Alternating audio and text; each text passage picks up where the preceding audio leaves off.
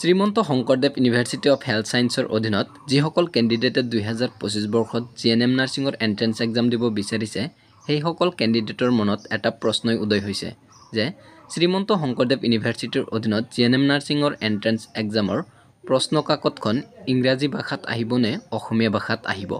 এই প্ৰশ্নটো প্ৰায় সংখ্যক কেণ্ডিডেটৰ মাজত উদয় হৈছে এই প্ৰশ্নৰ উত্তৰটো হৈছে কুৱেশ্যন পেপাৰখন ইংৰাজী আৰু অসমীয়া দুয়োটা ভাষাতেই থাকিব